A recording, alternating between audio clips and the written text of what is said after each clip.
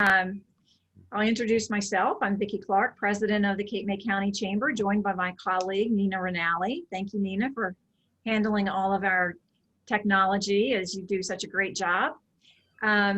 It's my pleasure again to welcome and to thank Tim Stauning from WSI Digital Marketing. As I said earlier today, Tim is a great friend and colleague with the Chamber who partners with us on a lot of marketing education. And, you know, we just appreciate so much his championing business education. And we always look forward to the programming that he brings to us. When we get back to in-person meetings, you'll want to take advantage of some of the small group seminars that he brings and he holds right at the Chamber office. So that's always a wonderful opportunity if you like to get together with just a group of 8 or 10 of your fellow business colleagues. And he holds those sessions right in my office. So look forward to that someday when we are able to get together again soon. Before we start, I just want to invite everybody to post your questions in the chat, and Tim will facilitate questions at the end of the program. If you have a question that you think you want to ask during the presentation, please use the raised hand feature. You'll find that in the participants tab at the bottom of the screen. Click on the raised hand and Nina will unmute you and let you raise your hand during the presentation. So Tim, I'd like to thank you again, and I'm going to turn the program over to you to introduce our speaker today. All right, Vicki. Well, thank you so much. And we had a great session one about an hour and a half ago with Stephen Dollar and the value of video and all that means to your business. And I think we're in store for another great session with this webinar and this seminar. As Vicki mentioned, I'm Tim Stauning. I'm the owner of WSI Digital Marketing right here in Cape May County. And we're part of a global network of independent consultants. And that provides us some unique advantages when we deal with clients and work with clients, because we have a great knowledge sharing platform, an idea sharing platform that we bring to the table to discuss various strategies for a variety of different client needs and services. And as part of that network that we belong to, we have a series of what we call power partnerships with lead technology companies, as well as best practice digital marketers around the globe that help feed us some of the great things that are going on in digital marketing. And because of that, I'm enabled to bring in some top level speakers, top knowledgeable experts on a variety of different topics. And so today's second seminar is just that. It's my pleasure to introduce Richard Fallah. Richard runs a marketing technology startup called Vbout. He and his team have worked with thousands of companies, helping them organize their marketing infrastructure and develop scalable lead generation, lead nurture, and client retention processes using marketing automation. And marketing automation is not necessarily a new term, but because a lot of the large sort of multi-international companies employ marketing automation at their level. But what Richard's going to talk about a little bit is how to employ and how to use marketing automation at the more localized level for local businesses. And so Richard, I'm going to turn it over to you and we look forward to your comments.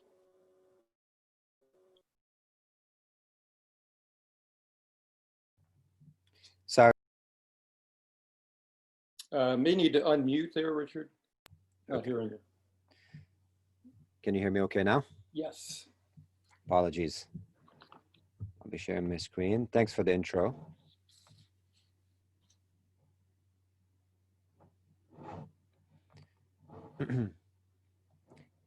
My screen is good? Yes, it is. Perfect. I would like to start by just sharing with you guys some really, really interesting numbers coming through this 9 month already. And what we have about 7 months of dramatic change of life. Looking at marketing data and marketing analytics, we expect paid media spend to drop by $50 billion this year, as broadcasted by Google, Facebook, and all their partners. there's a 115% increase in email send volume. And on average, clients have increased their send individually by 37%. Global B2C sales commerce are expected to reach 4.5 trillion by 2021. Huge, huge increase. 51% of shoppers surveyed say that they use Google to research or purchase something or product they plan to make online. And the majority of event marketers, per se, just like we're doing now, have invested in online virtual platforms such as Zoom and others. Now, why am I sharing this data with you guys? It's because going digital has become a non-negotiable investment and overtaking for any company. And the epicenter of this is what we have been building over the past 6 years, which is the marketing automation layer, lead generation layer, as well as the organizing the marketing infrastructure. So what I'm going to share with you next is fourfold. I'm going to be introducing you to marketing automation. I'm going to be sharing with you how to create a strong data architecture and understanding different buyer stages, building a winning marketing funnel for your business, as well as designing visual automation. So technically, I'm synthesizing everything I've learned in the past 10 years of my digital marketing career into about 35, 40-minute presentation. So I have a lot to share with you. I would like to ask from you, if you have any questions, please feel free to interrupt me. I would like to keep this as like an open roundtable discussion. And because it's a small group, I love this dynamics because everybody get the chance to ask and give feedback. I'd also would like to say that if you'd like to continue the conversations with me after this presentation, I'll be available to stay around and we can connect after the call to give you some more insights and things on marketing automation. Okay. And Richard, just to that point, if you want to ask a question, just use the toolbar at the bottom, and you can see the raise of hand indicator there, and we'll let you in. Perfect. I might not see the raise of hand, so please feel free to interrupt me if you see that, Tim. I'll monitor that for you. Thank you so much. Now, a lot of companies might be wondering, what is marketing automation? Some of you might know this, have heard it. It became such a dry, unknown thing that most companies use, but most companies we work with who have adopted it don't really know how to use it. I want to take a step back to kind of explain to you what it's not. A lot of companies think that once they adopt marketing automation, money is gonna start trickling in, and that's not the truth. Marketing automation is as simple as taking, the normal tedious day-to-day manual labor that you do, such as sending email reminders, assigning tasks to the team, onboarding new employees, and moving it to a fully automated, consistent process that's going to be doing the work for you. The biggest investment will be in the setup, and everything else from thereafter will be automated consistently with analytics that backs it up, as well as a smarter way of delivery. And I'm going to get to that during the presentation. Who can benefit from it? Another question that I get all the time. Pretty much every business with a digital presence, with an online presence. If you are a company that's worried about saving time using all these different tools online, this is the perfect fit for you, or marketing automation is a perfect fit for you. If you're looking to increase your lead generation, right? That's one of the biggest challenges for every company. You need marketing automation. Obviously, saving money and generating more leads most of the time leads to increase in revenue. And if you want to retain your existing clients with loyalty campaigns, retention processes, you can also use marketing automation. So if you guys are concerned about any of these and you want to optimize all the above, then I think you are on the right seminar. A couple of our clients that we've worked with, and we have a few thousands that we've worked with over the past 5 years. Bella Napoli, a local store who was able to boost online ordering by 12% just by simply using basic email reminders, the happy birthday reminder, that sort of stuff, all built on marketing automation. Big Air Trampoline, an amusement park, who was able to grow their revenue by 300% using marketing automation as well, to keep consistently following up with offers on kids' birthdays. Cloud Kitchens was able to open and extend 30 additional kitchens in 5 months using proper onboarding with marketing automation. And finally, the Onin Staffing Group has increased their team efficiency over 140 locations combined by optimizing all the delivery and their marketing infrastructure using marketing automation. I just wanted to say that marketing automation is for everyone. It doesn't matter if you're brick and mortar, if you are an e-commerce shop, staffing company, you definitely should be looking at marketing automation. Any questions so far? Not at the moment, Richard, no. Cool. I know that this is going to come together a bit after, but before I dive into how the tech works, I would like to discuss the data architecture and the data layer. A lot of companies start, let's say you want to send an email campaign.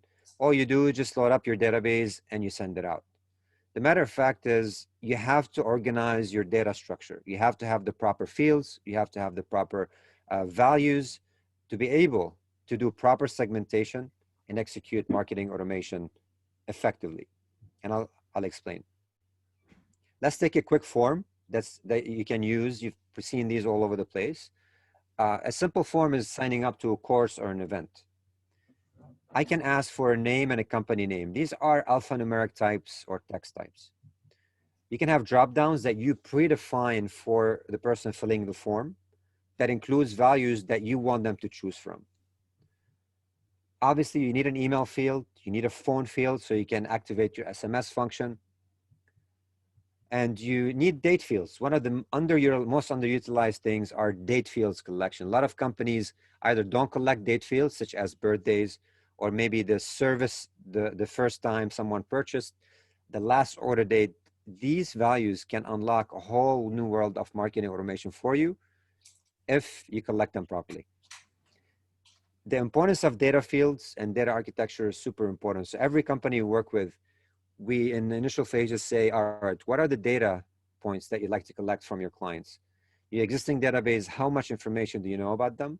And if you don't have enough information, let's start collecting as much as possible without overwhelming, obviously, the person filling a form or maybe opting into an event or something like that. The second thing when it comes to the data architecture is setting up the proper lead flow.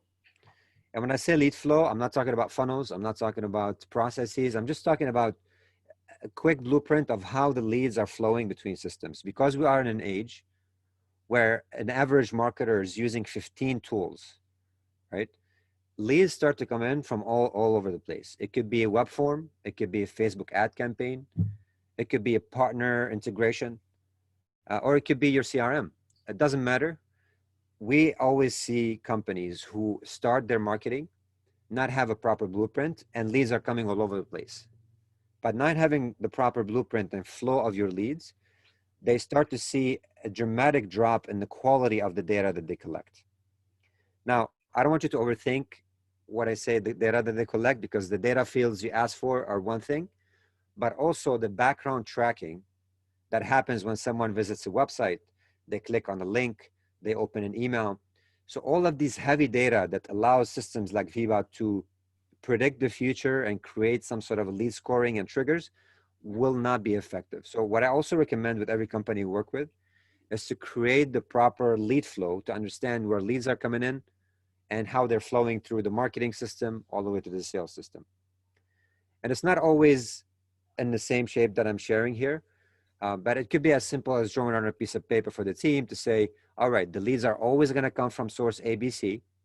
They're going to go through the marketing platform of choice, and then they eventually going to flow to the CRM. Or it could be the other way around, where the CRM comes first and then the marketing system comes second.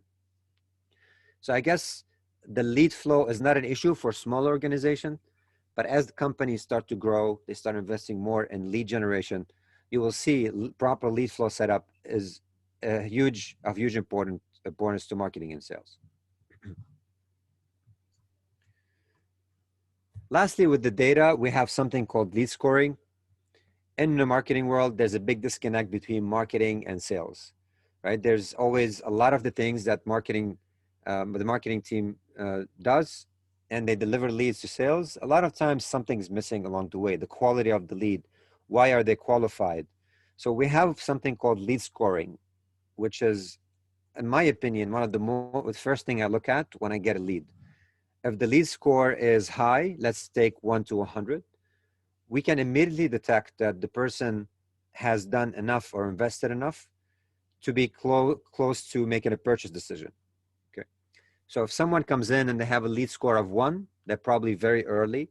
But as they start, let's say, clicking on a link, opening an email, spending 2 minutes on the site, watching a YouTube video, all these very important engagement metrics eventually get them closer and closer to making a purchase decision.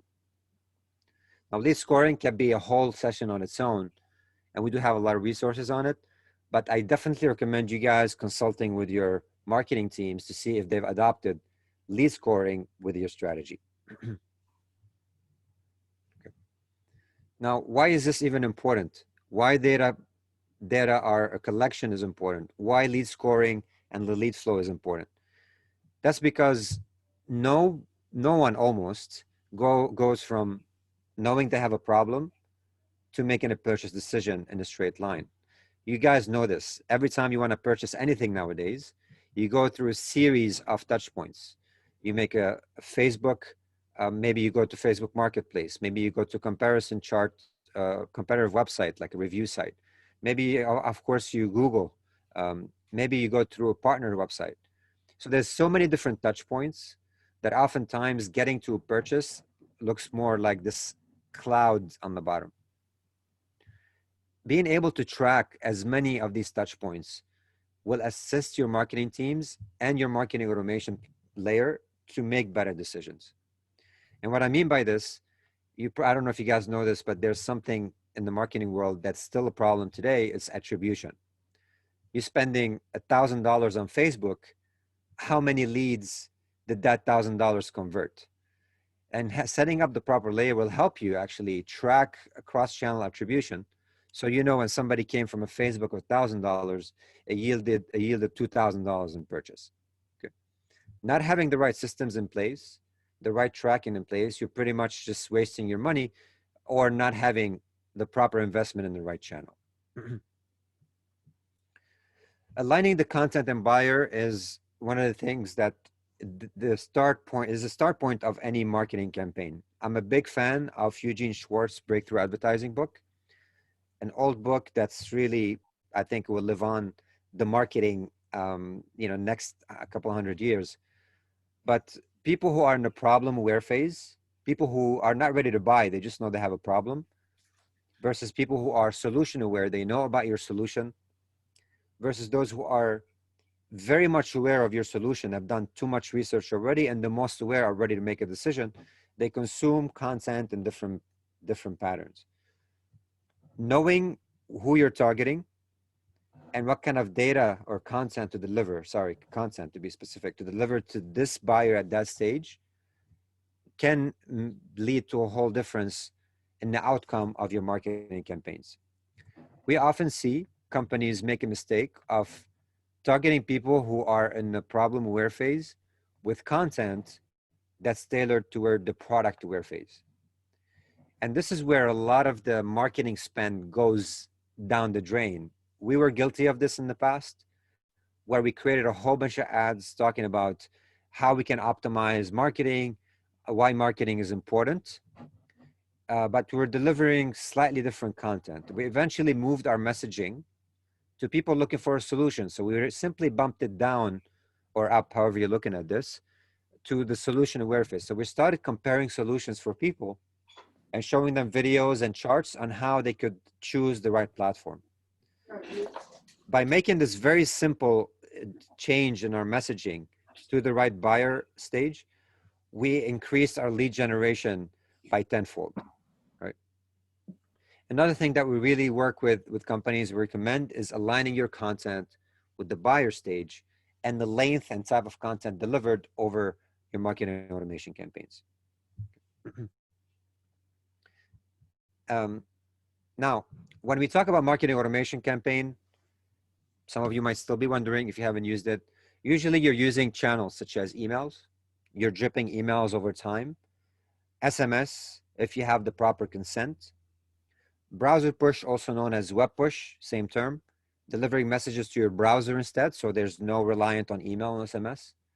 You're definitely using retargeting for retargeting people on ads, landing pages. And although there are some other channels, I'm just going to stick to these for now for the sake of ease. But when you're working with marketing automation, all you're doing is taking these assets, emails, SMS, browser push, landing pages, and aligning them on the buyer stage, then creating certain logical processes to drive people from interest to potentially booking you or buying from you, consulting with you, etc.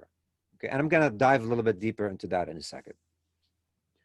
Now, every one of these channels has its own best practices and the way you format it. What I recommend doing, I'm going to just cover email on this event, but what I recommend doing across the board is always recycle content across all these channels, personalizing the full experience, so you can include relevant information on people, such as their name, the company information, maybe their date of birth. And this comes back to my original point, is the more data you collect in your initial data architecture, the better you can personalize the experience of your leads. Keeping it simple and minimizing the CTAs. I often seen companies invest way too much in design and making things look pretty, not knowing that honestly the best converting emails, landing pages, etc. These are the pages that include at most a couple of CTAs, at most. So my recommendation to you, if you are starting to create assets for your campaigns, to keep everything extremely simple, the less the better, and to, of course, have one CTA or two at most. My recommendation, one CTA per campaign, per message, and you'll see the results always get optimized. Now, when it comes to email and some of the basic elements we look at when starting to create those messages for marketing automation, first, we choose if we're gonna create this full-on, beautiful, HTML newsletter format, or you can take the approach of using, the basic text format. Marketing automation supports both of these. They both can be personalized, including people's names, very important. Also, one of them might be more relevant for doing weekly updates or monthly updates, where the others could be better for dripping like follow-ups and onboarding and one-to-one communication. Any platform of choice should be able to support both of these. And I think it's a matter of A/B testing your emails to see which one is going to work better. We see a lot of companies moving over this format, which is the basic route. And honestly, people just want to get to their content pretty much immediately. Okay. So if you're starting your email from scratch, I would say don't overthink it. Maybe both formats could be good for you. You can start doing the basic and see the results before investing in building very complex designs for emails. If you are going the design route, I always recommend doing image to text ratio to be proper. I've often seen companies make the mistake of putting a big image and nothing else.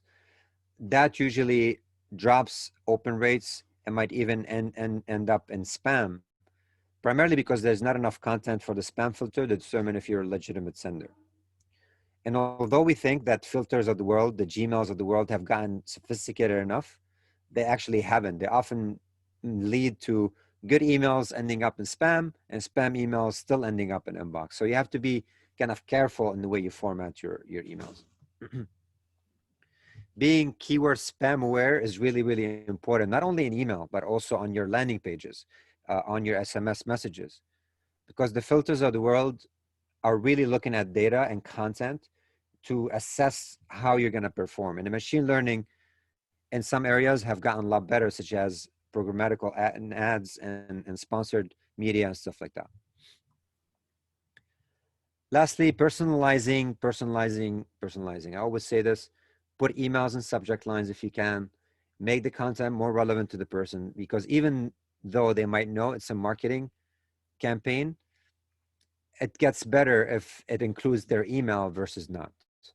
Whether you're doing SMS, whether you're doing landing page, you can even personalize landing pages. Whether you're doing email, think about personalization at the core of your strategy. All right, quick pause here. Any questions so far? No, looks like so far so good on the questions. Cool. So far what I've discussed are: one, we need marketing automation for our business in order for us to keep up with all this changing ecosystem. People need more event marketing online. People need to do better e-commerce marketing and generate leads using some better strategies. People are deploying emails more and more because now, you know, handing out flyers obviously doesn't work for a lot of companies. Not staying top of mind and reaching out to your customers, even your loyal customers, if you don't reach out to them often, they'll end up thinking about something else, right? So with that, we need marketing automation. Before we start, we definitely need to set up our layer. The base layer is very important. And that's where the data architecture comes in. And then assessing what we need when it comes to the assets. Are we just going to be doing email? Are we going to be doing email and landing pages and SMS? And that's what I'm going to be discussing, the building of winning marketing funnels. You guys heard of funnels probably way too often. You see them in form of, you know, moving people from awareness to action, from acquisition to revenue, or even you've seen them maybe even as complicated as this. And I can go on forever. However, this is not the funnel that I'm referring to. I'm talking more about, you know, the Russell Brunson processes of the world, where you drive people from one point to another using different assets.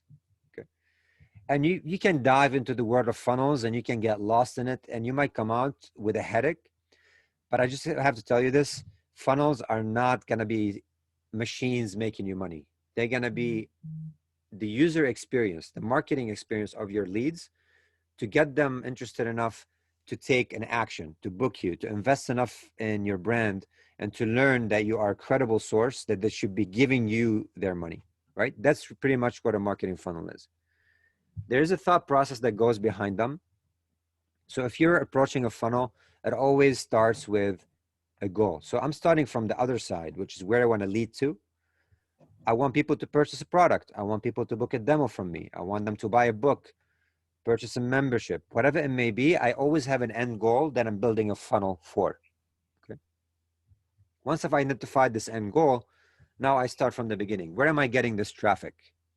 And this is where a lot of companies struggle. They either don't have enough database, they don't have enough money to spend on paid ads, they don't have enough partners to drive leads to them. And I would say this could be a whole week worth of marketing lessons. And I know Tim and the WSI team do a good job with education on this. But you always have to have some sort of a traffic source to your site.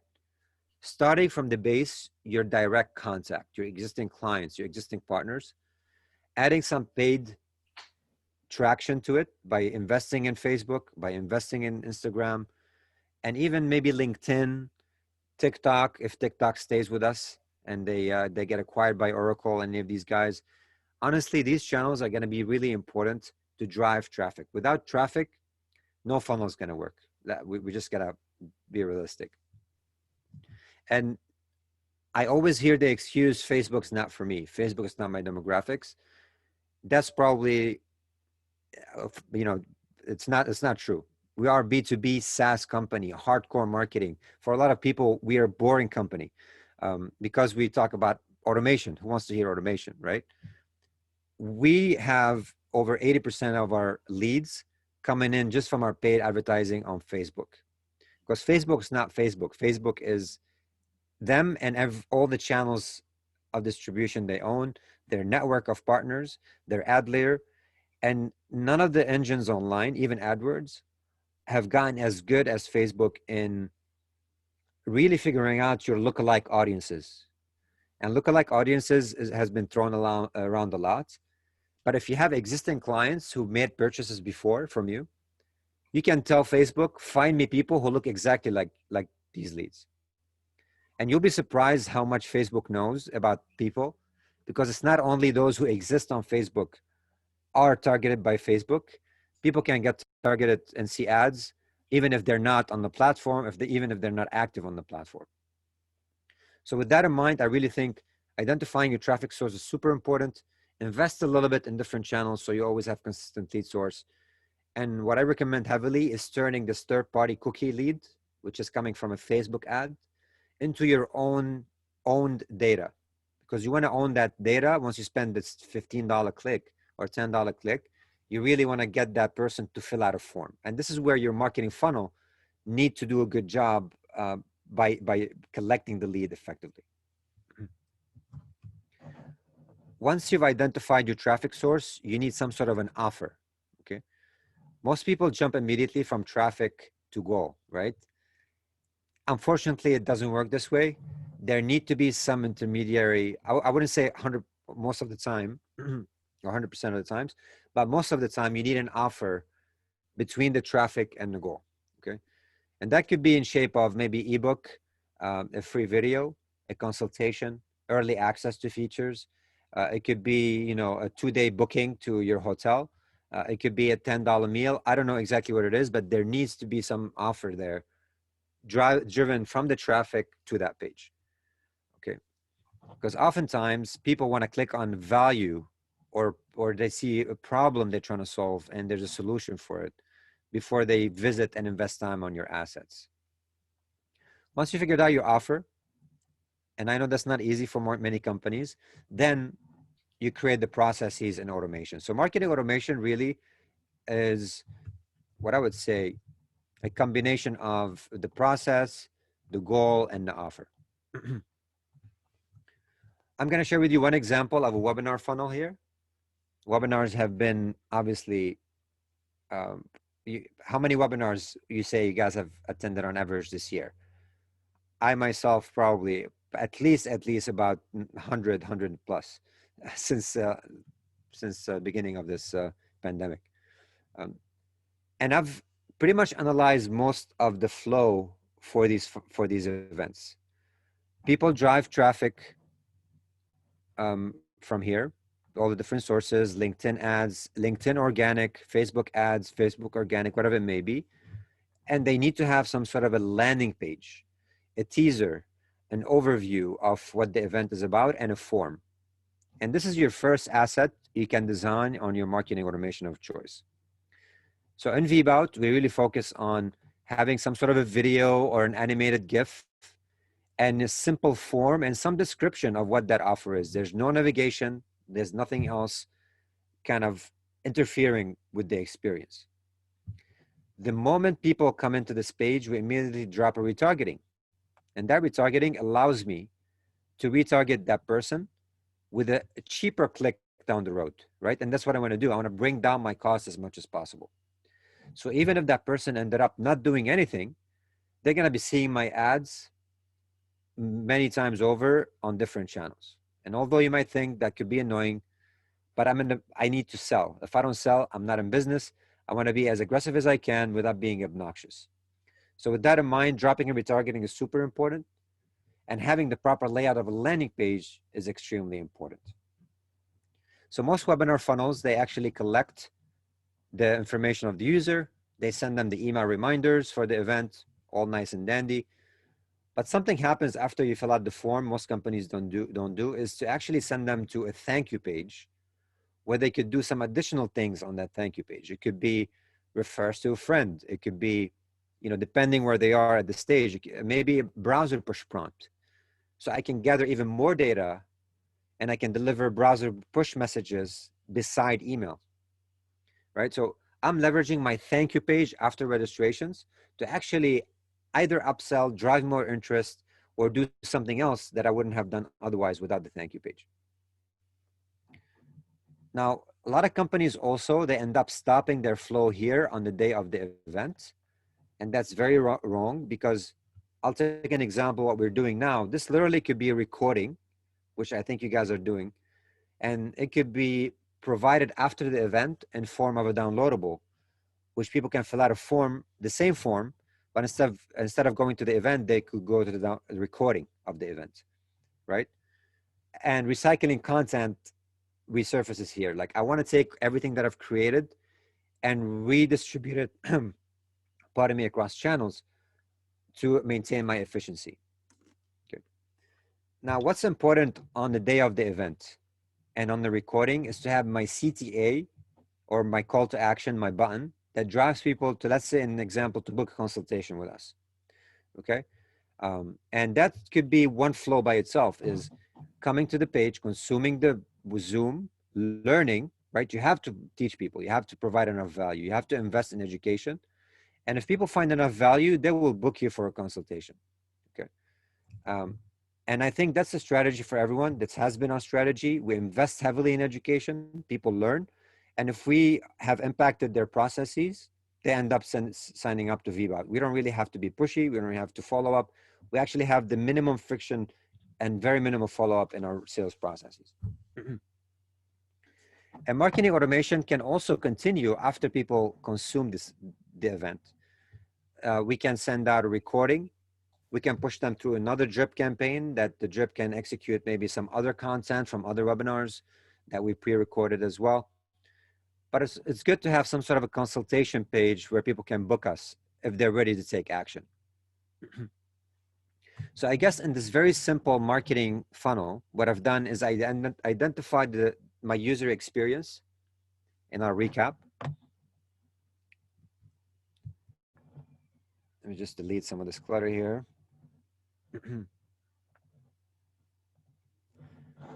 I want people to convert and book an appointment, right? Book an appointment with my sales team, my success team.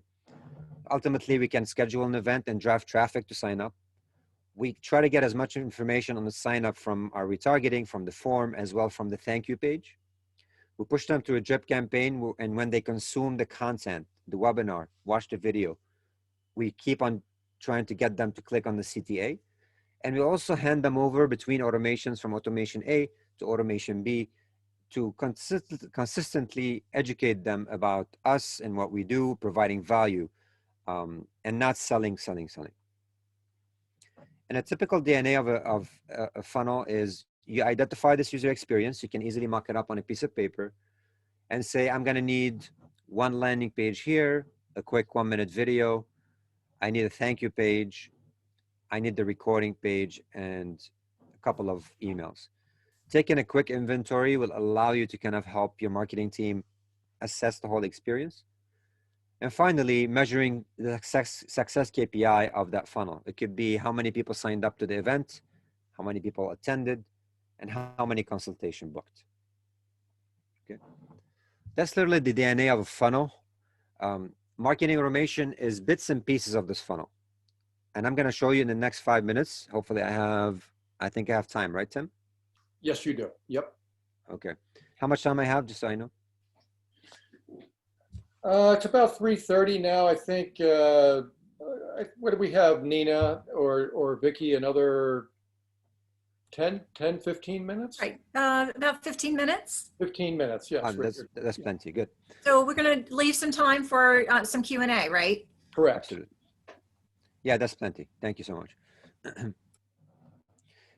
I guess marketing funnels, and you can have thousands of different funnels going in different routes, but I really think simplifying the funnel experience is important. Focusing on one funnel at a time is really important. At Vbout right now, after 6 years, we have 3 different funnels, and we've developed them over 6 years. They work really well for us. One of them is our webinar stuff. Another one is the paid ad. And the third one is the onboarding and the SaaS funnel. So identifying your funnels and how the user experience works is really, really, I think, it could be a cup of coffee brainstorming and eventually implementing it with your team. All right. The fourth and last part is how you can design your visual automations that will take part of these funnels. And now repeat, I'm talking about these sequences here. What happens when people fill out the form? We gotta send them through a flow that delivers 5-6 emails.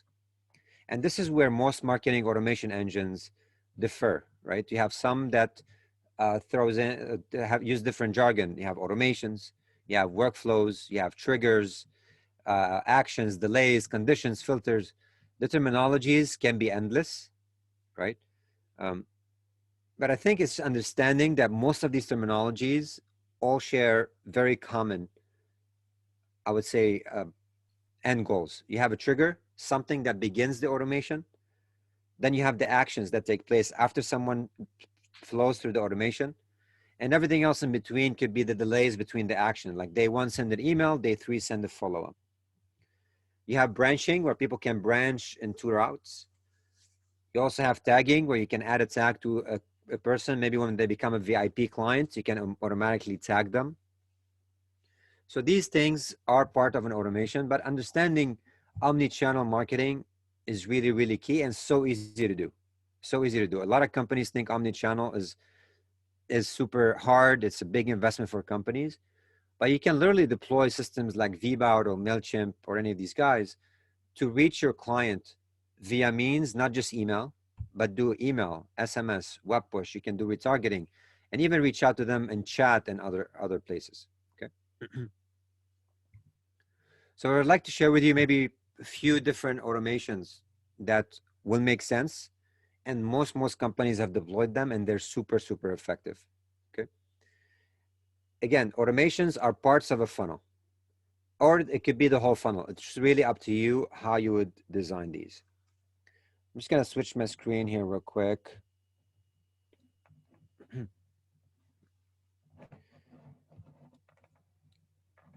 Most marketing automation engines share an interface or have, in essence, a workflow that you're looking at.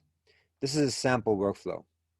And literally designing something such as when people sign up to my website or fill out a contact us form or book an appointment with us, I want to do XYZ, can be done using this visual interface. Whether it is people joining, I'm going to send them the email immediately.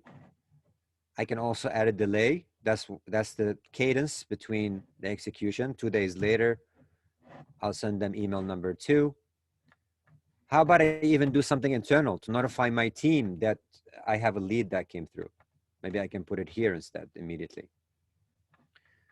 I can even create a pipeline in my pipeline manager, almost like a CRM feature, to kind of assign this lead to someone on the team because this person answered one question that is interested in booking my hotel in the next 30 days. I can create some sort of an urgency on that. And even add them to a retargeting ad. So if the person came into my website, I can create an audience or a custom audience on Facebook, and I can tell Vbout to take that lead and dump it into that third party or that custom audience.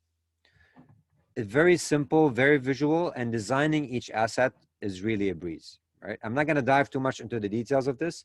I guess I'm gonna share with you some templates for automation that you can deploy and use out of the box technically. One of them is a sales pipeline automation. This one is very popular with small sales organizations and even for companies who are assigning tasks based on form fill.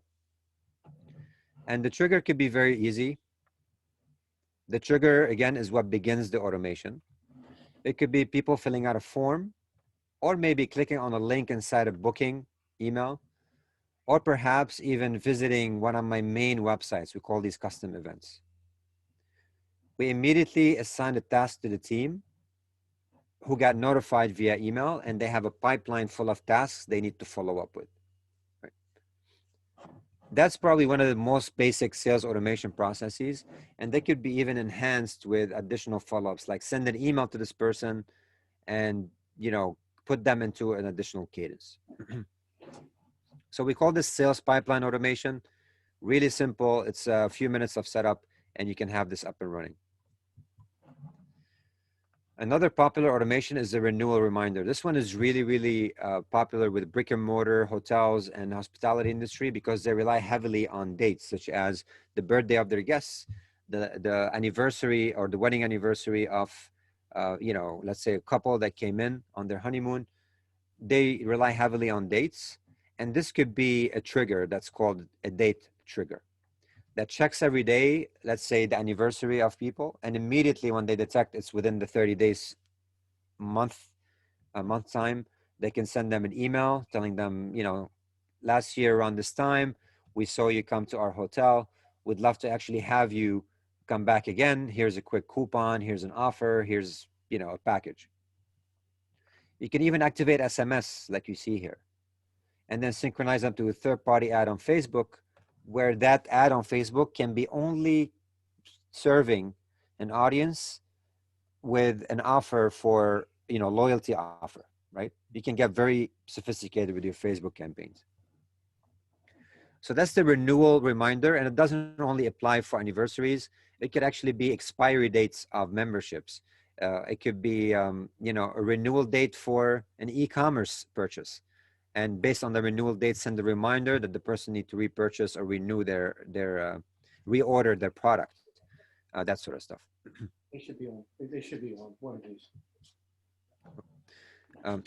Content nurture is really popular as well. This one is, the basic: fill out a form, download a PDF from my website to learn everything you need to know. This one is super simple. You have the sign up to the form, which triggers the first email, which includes the downloadable. And then ideally you need to have a delay. Obviously, you don't want to deliver a million content in one day, but 3 days later, send an email. 4 days later, send another email. And obviously you need the content in place, right, to drive them through this whole process. Now, if you recall a few minutes ago, I was talking about aligning the buyer stage with the content. And this particular content nurture workflow lets you pretty much craft that, business essence, what you guys have developed as far as content, who is your persona, and drive them from learning about the solution that you guys provide for their problem. Not necessarily talking about you, but maybe talking about the problem they have and how they could resolve it. Moving them to knowing that there are solutions for that. You guys are one of them. And getting them slowly to learn more and more about you guys. Some companies, they do the 4-1-1 flow, 4-1-1. That means the first 4 pieces of content are fully informational. One content is a soft sell, which can include like a case study, and one could be a hard sell, which is book an appointment with us immediately. I think we live in an age where people are, on average, consuming about 6 to 8 contacts before they make a decision. So maybe it's a cadence that you need to think about, which applies better for your business. Maybe you're a brick and mortar and your cadence is a lot shorter as well. So with that, I think it's based on the business. Okay, this one is the anniversary or the birthday offer. I think I touched up on it before, but that could include some additional things like assigning this lead to a member on the team, an SDR, sales development rep, or an ISR, so they could do an outbound calling for this person. And this tells you that automations don't have to be just email-based or SMS-based, but they could be internal processes for your own team. So you're automating your internal flow, internal communication as well. And finally, I have e-commerce. I mean, this one is definitely one of my personal favorite because we've invested so much in Vbout integrating with e-commerce, knowing where e-commerce is headed. You can literally do things when people complete an order. You definitely can send them the thank you email. But then 7 days later, you send them a review request, considering that your delivery range is within that phase. Then maybe you wait 7 days later, you ask them to refer you to a friend, or you even can send them a follow-up coupon. I think the follow-up coupon after the purchase is a very popular strategy for a lot of companies, especially with the wine industry. They live off on getting people coupons for the next wine purchase. And you can even do the 1-year anniversary of your order. So a year later, you can set up an email saying, hey, last year at this time was the first time we met. We'd love to have you again. Here are a special category of products that we're only offering our loyal clients. Right. You can do a whole slew of things as well based on dropping off the shopping cart, not continuing the purchase. Cross-sell, upsell. E-commerce is a beast. And if you don't really do it properly and stand out and you consistently follow up with your client, you won't be able to decrease your customer acquisition cost and increase your lifetime value. And these are the two metrics that most e-commerce company struggles on, is how I'm going to acquire the client for the cheapest amount possible, and how I'm going to increase the lifetime value of that client. E-commerce automation is in the core of this. And it doesn't really have to be just an e-commerce where you're buying an Amazon-like product, but it could be even memberships. It could be, reservations and things like that. All right, summary. One, marketing automation is for any business with an online presence. I highly recommend you guys invest in marketing automation, whether you want to go with us or with another player. You have HubSpot, you have SharpSpring, you have MailChimp, which is the I would say the entry level. I highly recommend investing in marketing automation, especially now with what's going on in the world. Make sure you really focus on how much data you want to collect. And this could be a 2-hour brainstorming with the team, how much data you can actually get and store in your system. Understanding your buyer persona, who you're targeting, what stage you want to target in your marketing campaigns, and what's the content you own that you need to deliver. Think of a funnel so you have a proper user experience for your marketing flow. And finally, learn visual automation. It's honestly real fun once you learn how to do it, because most people think it's rocket science, but once you start doing it, it's so much easy and so interactive. With that, I think I'm done. I just want to add 2 things here. We have a lead generation and marketing automation masterclass. If anybody's interested in taking it, I'm going to put in the link for you guys, and I'll share it with my presentation. It is a $3,000 course, but I'm giving it away for free for you guys for Course Friend 2020.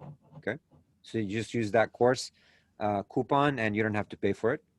And if you're interested in learning more about marketing automation and how my team can assist you guys organize your entire marketing infrastructure and take it to another level, I'll also include a link so you can see Vbout in action and see if we are a proper fit for you guys.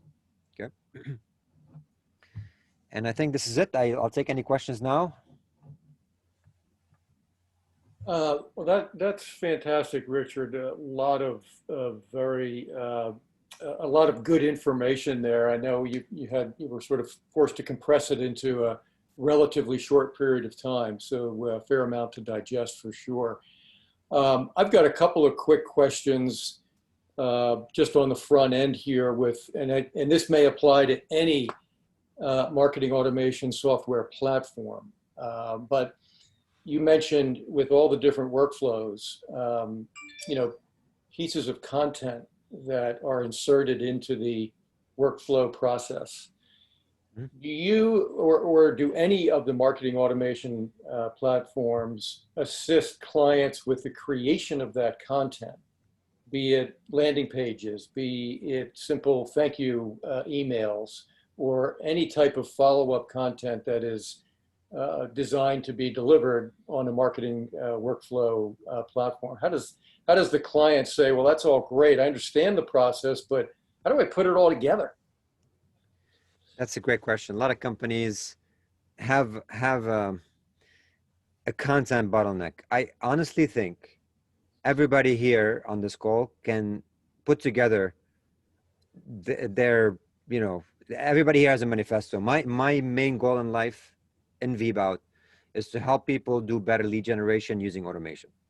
And I can go endlessly talking about this, right? I can talking about it by simply dictating to my app whatever thoughts that I have, and eventually sending it to someone who can do fix it and synthesize it into a nice content piece. I can even do a presentation like this one, recorded, and have that as a content that could be distributed over many channels. So that's the self-curation on the go, I call it, right? I can literally just come up with millions of ideas myself. Obviously, I can hire somebody. So we have some partners ourselves that if someone comes to us and say, we need help with content, I can recommend some sources that can work with you. And in some cases, if you're talking about email content, I can literally give you about 200 templates to look at as inspiration. So you can kind of, get ideas from big brands, from other companies who have done it successfully, and build it yourself. It's really not that difficult. So again, you can either do the self content curation on the go by using dictation apps, just as simple as Google Keep, and then sending that to someone to do it. You can create presentations and a video over it and someone to break it down for you. You can hire someone.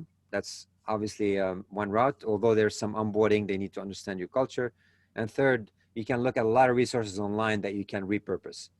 That 90% of the web is copy paste. I'll be honest with you. Yeah, I get that.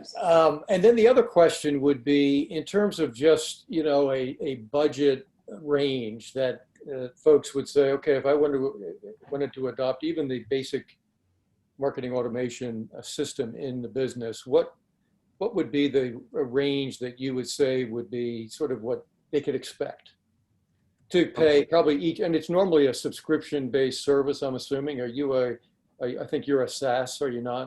Yes. Okay, yes. And so this is probably a subscription-based type of plan. What is the kind of investment need? And I use the word investment because obviously there's an expected return. Sure. The marketing automation world is crowded, and there's three things you need to focus on. One is the interface itself, how easy it is. Two, it's the scale. So as you scale your contact count, for example, we don't charge for how many contacts you have in a database because nobody have 100,000 contacts and all 100,000 are paying, right? So we charge per number of messages you send out. The strategy that's have worked really well for us. Three is the amount of support that you get, which is you need technical support to help you, not only pre-canned replies, not only in the honeymoon phase where they're onboarding you, but also throughout the whole marriage. And this is what we focus on in Vbout. So for us, entry level is $100 per month, very, very affordable for sending 5,000 emails monthly, okay? And you can walk your way up, and the increment is not from, $100 to 1,000. We never go that route. You can move from 5,000 emails to 100,000 emails, and you're going to be anywhere between $100 and $500 range.